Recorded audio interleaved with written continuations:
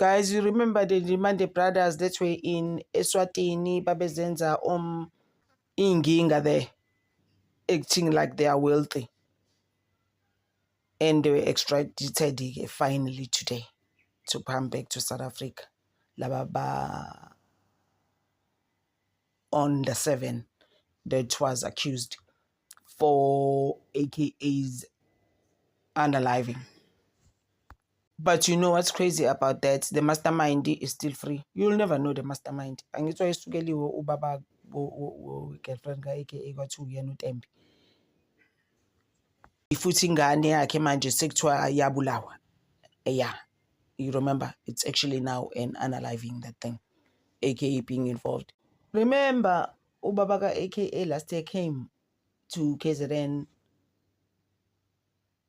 for the first hearing. He was just like, no, for him it's pointless actually to come to court because who is the mastermind? But I'm just like, especially on the AKA, but we don't know, guys. With my Langa, maybe your Puma one day. He mastermind, you know. Although I saw lega uthi ngaba la KZN ubaba wentombazane. So akwaziwa. We will never know for sure. And the manje vele sekuphumile nasemadlanga ukuthi it was actually an unaliving. It wasn't a mistake. It wasn't ukuthi sisters jumped. Ngoba nobaba wakhe did say ukuthi eyakhe ingane uAnele Ntembi athi ubaba wakhe, she's not the type that will commit suicide. But angithi there was another story sokuthi the mother actually committed suicide. So people now are running with that story. No, the dad was like, please leave my child alone.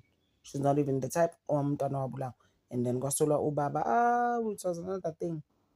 Actually, ad hoc.